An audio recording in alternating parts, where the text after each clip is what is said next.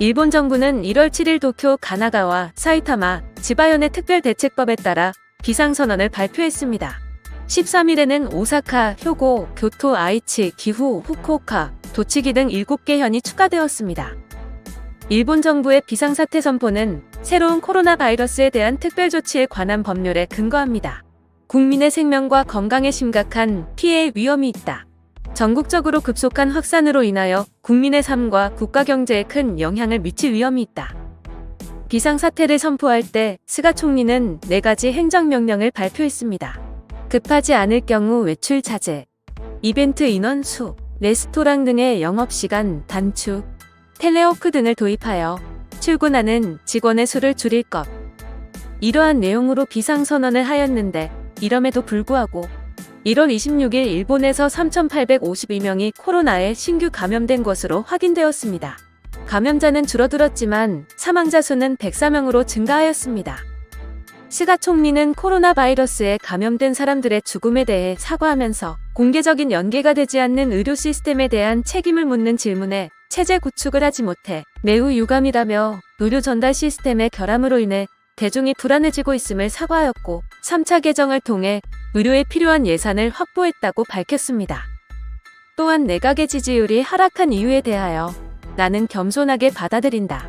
국민은 정부의 대응을 쉽게 이해하지 못할 가능성이 높으며 우리는 빨리 해야 할 일을 하고 감염의 추가 퍼짐을 방지하고 싶다. 라고 말했습니다.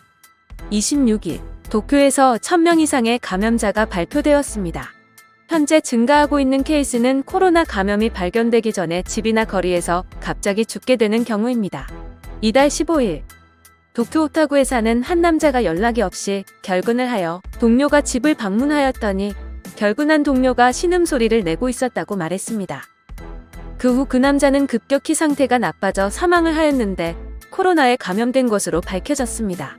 PCR 검사는 서울 경찰 조사 후에나 이루어졌으며 1월에 불과 20일 만에 사망자 48명이 급증했습니다. 그러나 혼자 사는 사람이 죽은 경우에만 사망 후 PCR 검사가 진행되고 있다고 합니다. 일본의 한 교수는 그것은 빙산의 일각이다라며 일본 코로나 사망 제도의 취약성이 밝혀졌다고 했습니다. 사실 코로나에 감염되어도 사후 검사를 하지 않았던 숨겨진 코로나 사망이 많이 있다. 그리고 지난달부터 갑작스럽게 사망한 사람들의 수가 증가했다고 지적하면서 일반적으로 한 달에 몇 건 정도 있었지만 12월과 1월에는 매월 10건에 가깝다. 갑작스런 죽음이 2에서 3배 이상 증가한 원인은 상당수가 신부전이다. 코로나 감염이 의심되더라도 장내 회사와 유족에게 PCR 검사를 요청할 수 없다고 한다. PCR 테스트로 사망 후 양성 판정을 받을 경우 유가족도 밀접 접촉자로서 양성일 수도 있기 때문에 사망자의 코로나 감염이 밝혀지면 유가족은 장례식을 치르지 못하고 외출도 할 수 없다는 이유로 검사를 두려워하고 있습니다. 법의학 전문가들은 현재 부검하는 의사도 PCR 검사를 피하는 경향이 있다고 말합니다. 코로나에 감염되었지만 심장마비로 사망한 경우 검사를 제대로 하지 않으면 밀접 접촉자는 방치되어 감염 예방에 도움이 되지 않습니다. 사실 수만 명의 사람들이 코로나로 죽어가고 있기 때문에 이 문제의 무게를 인식해야 합니다.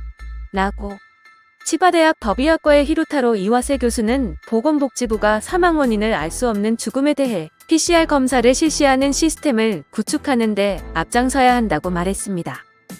감염자 수의 증가 또는 감소에 대해 걱정하는 상황에 관해서는 어제 발표된 감염자 감소 수치에 대해서는 만족하지만 검사 수가 적으면 감염자가 거의 없는 것은 당연하다.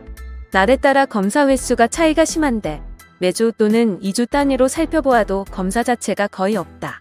검사를 감축할 이유가 없다고 지적했습니다. 다음 달 2월 7일 예정된 코로나의 대처를 위한 비상사태 선언을 놓고 일본 정부 내부에서 예산 확장을 하였으며 감염자 수가 감소할 수 있도록 비상선언 연장 가능성에 대해서도 언급했습니다. 정부는 이번 주 신고 대상인 11년의 감염 상태를 신중하게 평가하고 결정할 예정이라고 발표했습니다. 시청해주셔서 감사합니다. 지금까지 세상의 이슈를 전달하는 라월드였습니다.